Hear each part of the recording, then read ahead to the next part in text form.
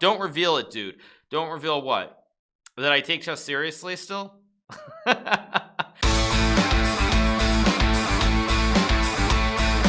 I really think the match started in game 2. This is when things started really going poorly for Vladimir. And this line with bishop f4 and queen c1, very, very early in the year, I think in April and also in June, Mr. Ding Liren from China was playing this variation against me. And prior to this most recent tour, I actually started looking at this line again. I did a lot of preparation because I thought there were quite a few players in the event who might play it. So in many ways, Vlad was very unfortunate because he ran into something that I had actually prepared for the Champions Chess Tour and not for this specific match. So he was very unlucky in that sense. Something I've seen these two guys play before.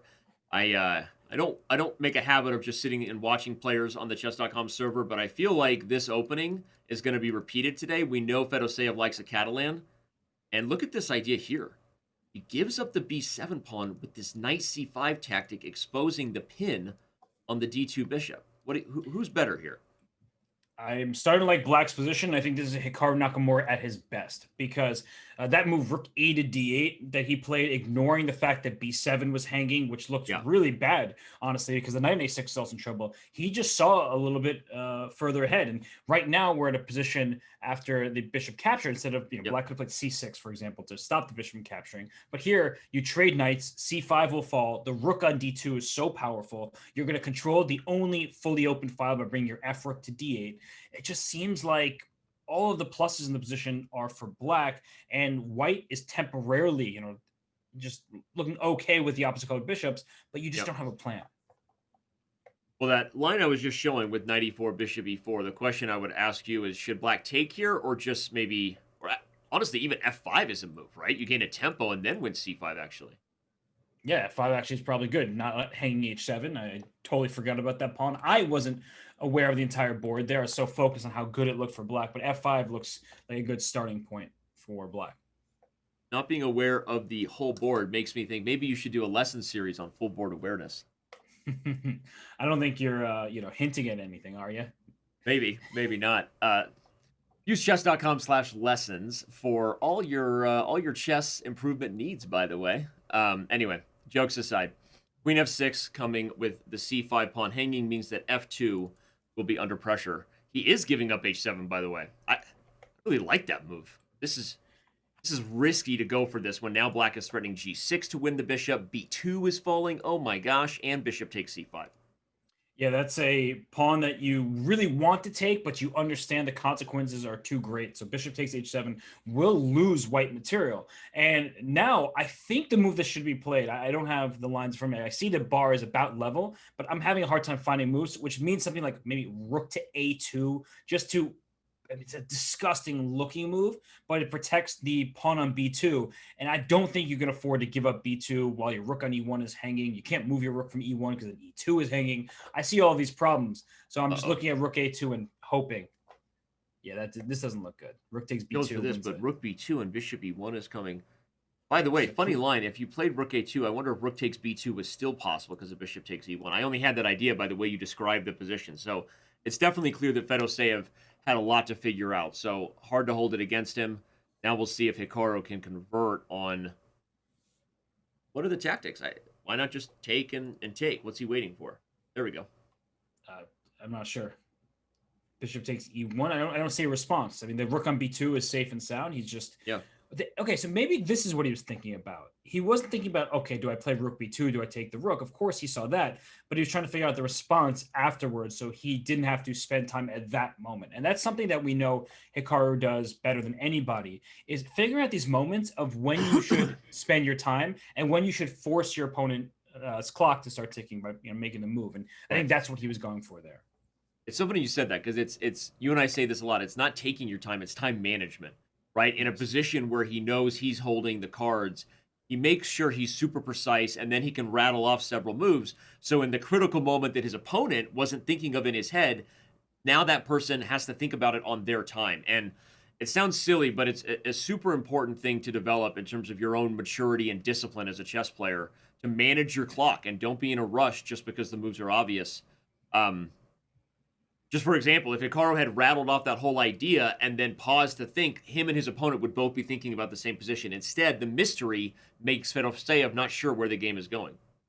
Exactly. And well, this position here, it is a rook for a bishop and one pawn. That's actually quite a bit of compensation for white. Yeah. White's king on g2, not going to be in too much danger unless somehow you can get a useful check and take over the second or the last rank. The good thing for white is that the bishop on b5 is so powerful. It's defended by a pawn. That's good news. It defends both a4 and c6 on the queen side. It also comes back to defend the pawn on e2. It's doing everything. So now the question is, how does black break through? The position is great. You are better. You're up a rook for just a bishop and an h pawn that's not relevant just yet. But how do you win the game and not just stand better? Yeah, it's a great question. Originally my plan was going to be to suggest just move the queen and double the rooks on the second rank. But as you highlighted, the bishop is already kind of prepared for that, right? It's really not clear. This is one of those positions where the eval bar can throw you off. Yes, black is materially better, but lack of a plan is super hard to deal with for black.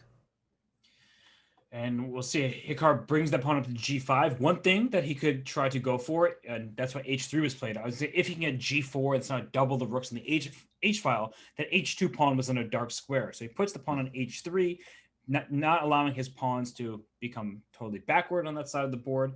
And Danny, let me give you a bunch of free moves. Obviously, you're not going to just take my bishop and move away, but some realistic moves. What is black's plan? What are you going to do if I gave you 3 free moves right now? Right.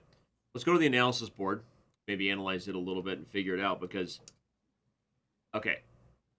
So let's say white just sits to prove the point that Robert's making, and I don't know, forget what the eval bar is saying. Our point is, even things like this, it's not totally clear. I mean, this would blunder, for example, it would blunder the rook. But the point is, even if you do obvious things, it's not clear where you're better, right? How do you make progress here in this position? We see that f3 played by Fedoseev, also not bad, because here's what he's saying. This pawn is already guarded. I got you. I got your back, right? The bishop is taking care of all the little guys here.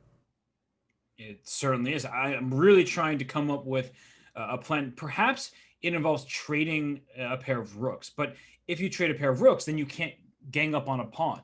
So that's the downside. The good thing, if you can imagine the rook on c1, the rook on d8 being off the board, now you have to watch out for rook takes b5 sacrifices and the a pawn going through. So that's in the back of my mind. I'm not quite sure that Hikaru can make that work, but those are some of the ideas that you should be considering. No, it's a great point. Just to always be aware that when you're up the exchange, you have the ability to give it back if the chance could come. So rook to c3, black is maybe now going to try to switch to the first rank. How does Fedoseev deal with that? Rook to c5. Oh, nice. He's going to move the bishop from b5 to hit a5, and Hikaru says, no, thank you. Yeah, I guess exchanging the rooks allows that black king to just walk into the game, which is why Fedoseev's keeping a rook on the board. But your idea of going for a checkmate, honestly, by bringing the rooks down to the first rank, that could be quite scary for white to deal with. Yeah, just to illustrate what could happen, forget the popularness of the move, or whether that's likely.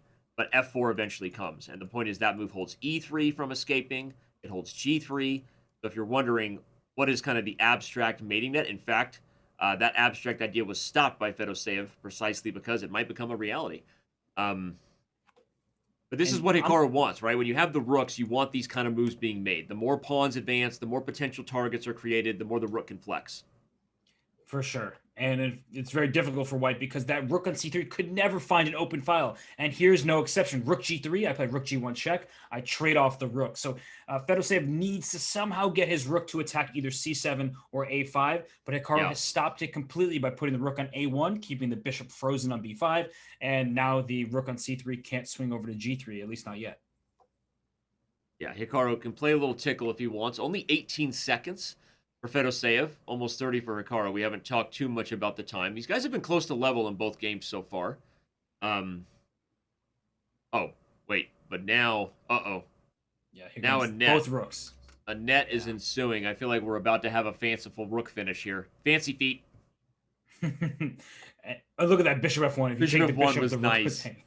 Couldn't take it because the rook hung everybody. That's funny. It's a good try. The position is losing, so he went for just a little trick. Not working. Yeah. Hikaru too strong, and this is going to be Hikaru's second win in a row. Yep. And it was a nice hold there for quite some time by Fedoseev. Now the bishop will fall on king g1. The move is rook a1, winning the bishop. And so Fedoseev resigns. All right, so what I was going to say about this is that Vladimir is very unfortunate. He ran into something that I hadn't prepared. And one thing that's very tricky to deal with, I'm not going to lie, is it's very hard because I'm a streamer first. I will be the first person to openly say that I'm a streamer. Thank you to Cadre number 1 for the 5 gifteds. I'm a streamer first. I was grinding. I streamed almost 10 hours yesterday. I was getting mad playing against Bortnik, not doing great. But anyway, but the thing is, like, I've played the Catalan against Vladimir many times online, but playing online blitz versus playing in a match, of course, is much different as well. And so I don't think that he was completely expecting this. And so it was unlikely that A, I had prepped it for the Champions Tour, but B, I don't think people realize that even if I'm streaming 9 hours every day, it's still, these matches are still very serious, and I still do serious preparation. Now, whether that makes me insane or psychotic, the fact that I literally find no time for myself is a different question altogether. But I do take it very, very seriously. So, there are 24 hours in a day. You got to use them all. But yeah, I think that's the thing, is that it's very easy to forget that because I'm streaming 9 hours. Well, he's streaming 9 hours. What kind of prep can he really do, for this event or for this game? And I think a lot of people actually do underestimate that. They because I mean, it's very hard. You spend 10 hours streaming, you spend 8 hours sleeping. That's already 18 hours of the day. Like, it's pretty rough. Don't reveal it, dude. Don't reveal what? That I take chess seriously still? Anyway, good one. But I think really the second game is when things went wrong for Vladimir, because first of all, I showed good prep here. I blitzed out these moves, and unfortunately, due to his inaccurate move order, already this position is very bad for white. Now, I hadn't looked specifically at this variation. I looked at a different order, but during the game, let's see what the evaluation says. I think knight c5 is right. Let me see. It is right. Okay, good. Because I hadn't looked at this position, but I think once I won the second game and got up 2-0, it really started to go the wrong way for Vladimir. And then I think the third game was probably the last real chance that he had a chance in the match, which was this game. But Robert, I feel like there's deja vu here, right? You and I have done a lot of Hikaru Nakamura matches, and sometimes we have games like that where, like, that was really close. The opponent played well, and we're hitting into time pressure, and then all of a sudden, I can't even point back to exactly the turning moment, but Hikaru walks away with the dub. And I said on move 15 or so, that was the best of Hikaru Nakamura. I just saw the way he was playing, and I've had the pleasure and the pain, honestly, of playing Hikaru for many years now, first over the board and, of course, online. And, you recognize the way that he plays over time. And there depends on the match situation, depends on the event, but that is just vintage Hikaru, just getting tactical, not giving his opponent any chances, freezing his opponent's pieces in ways that they can't improve their position, and then just maneuvering in a way that increases your advantage. So Hikaru is in very good shape. I would say the first game, he wasn't maybe as precise as he needed to be. Fedoseev was getting out of it, and Hikaru was a bit slow on the clock. But Danny, I do believe that Fedoseev's connection issues caused Hikaru some psychological problems. Hikaru does not want to win because of some internet connection issues. So I think game one, that was for both sides something that you forget about it. It was a victory for Hikaru, of course, good for the scoreboard, but we won't see that type of play happen again. Here's a knight on e5 to prove that point. Well, and good to know. Knock on wood so far, we hopefully won't see internet connectivity issues again for Fedoseev, because since that first game, we haven't really seen any problems. By the way, shout out to all the subs we have coming in. Your support of the channel means the world. Honestly, it's why these events are possible. You and our premium members, we appreciate it. And throw us your Prime. We have another Primetime SmackDown match coming up at the break. And subscribers will get to watch it in full with no commercials. So, all right. 95 played. This is one of those early moves that it wasn't as popular in the traditional Renaissance years of the Queen's Gambit, if you will. Like, it was moving a piece twice, breaking opening principles. But White goes for this stuff a lot now as sort of a catapult to f4 coming in and launching the potential of a kingside attack. What do you think about this response to it with d takes c4? I think that Fedoseev was getting concerned and he was burning quite a bit of time. And I liked 95. I think that when your opponent plays moves like h6 and it plays a bit slower, you can just hop into the center. And I like the decision there by Hikaru to take with the knight. Instead of developing the bishop and recapturing the pawn. He moves his knight a third time, and the large reason why is when your opponent has less space, you do not want to trade their pieces off, and the knight on d7 cramps the bishop on c8. Now the d file opens, but I do think that Fedoseev isn't in bad shape, even if so far Hikaru has, I think, a slight little pull out of the opening. Well, we see knight d6 check to gobble the bishop pair. It's probably not really that big of a deal. The knight can be traded, and despite the dark squares, black can quickly offer a queen trade and equalize in the endgame. But it is the bishop pair, and we know how Hammer would feel about the bishop pair, right?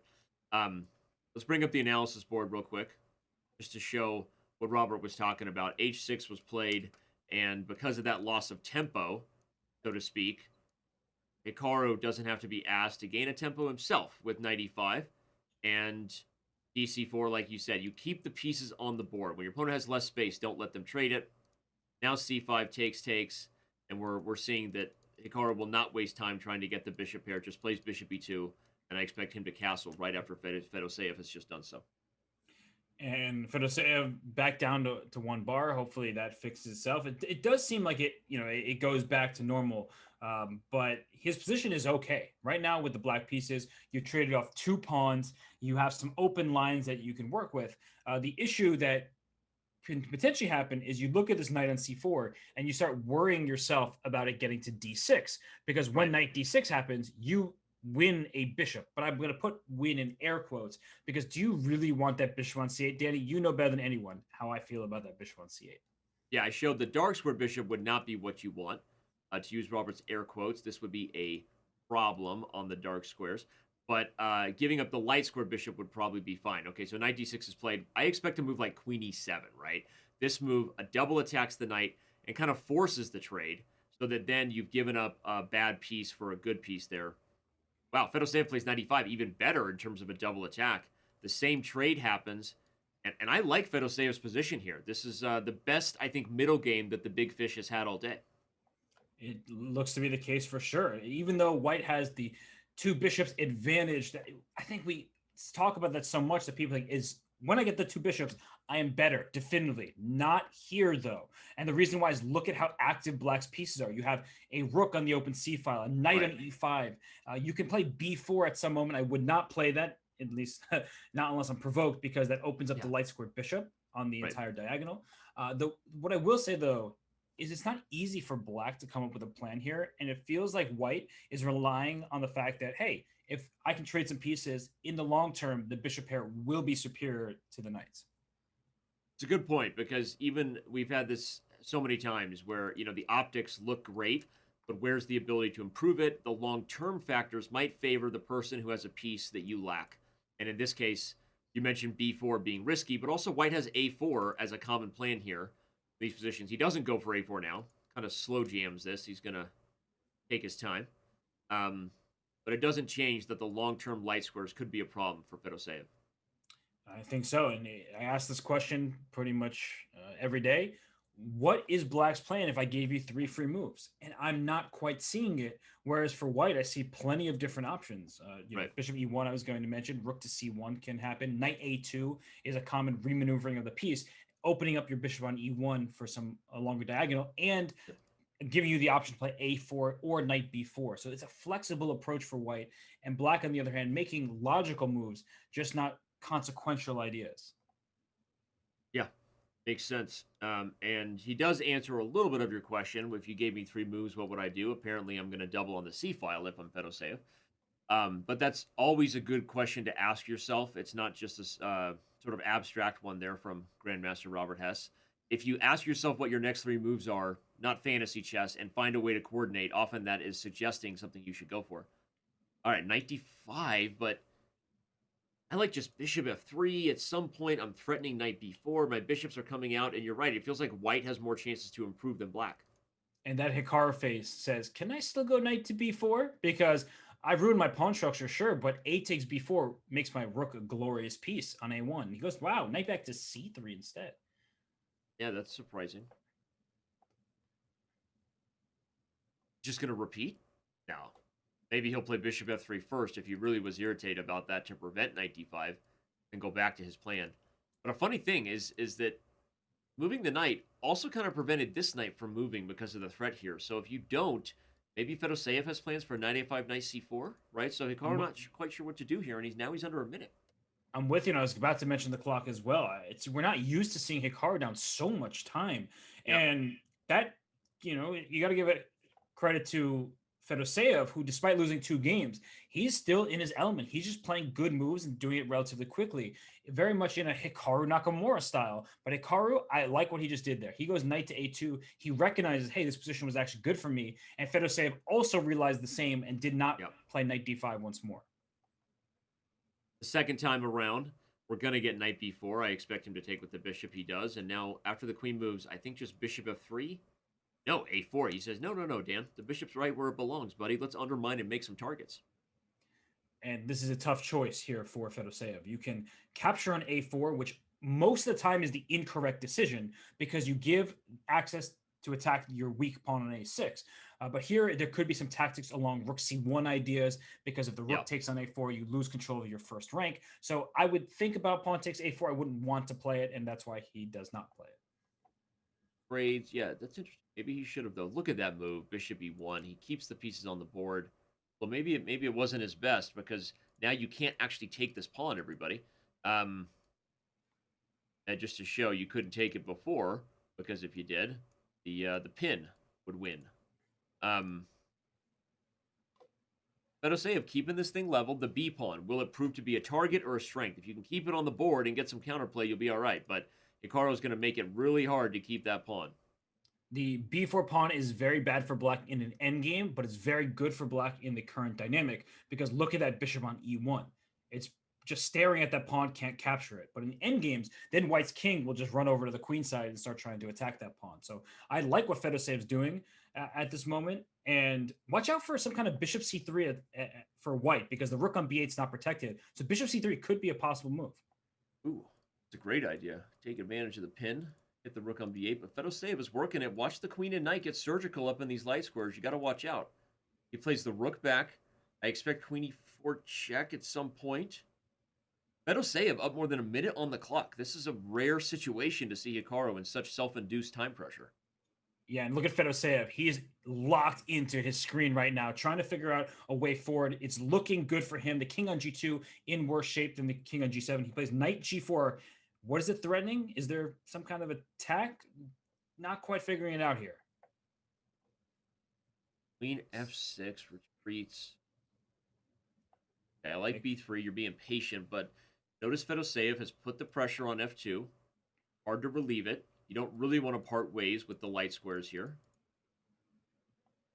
Right, it's an instructive point. You're taking a knight, gives it. You lose that bishop, you lose control over the light squares. So I would say here for Fedoseev, he's trying to figure out, can I do something with the double rooks on the C file? But you're offering a rook trade if you move the bishop out the way, and maybe then he's not seeing a way to continue pressing forward. I like the look of his position. I just don't see how you knock black out here. Okay. And now he ends up retreating the knight, which just feels awkward, and we're getting into mutual time pressure now between the players. Yeah, you're really right. Hard position. What? Sorry, go ahead. No, you go ahead. Oh, no, b4 hangs. You go ahead. Whoa. And if bishop takes before rook takes c7, wait, then a5 is hanging at the end of this whole thing. So too much to calculate. Hangs.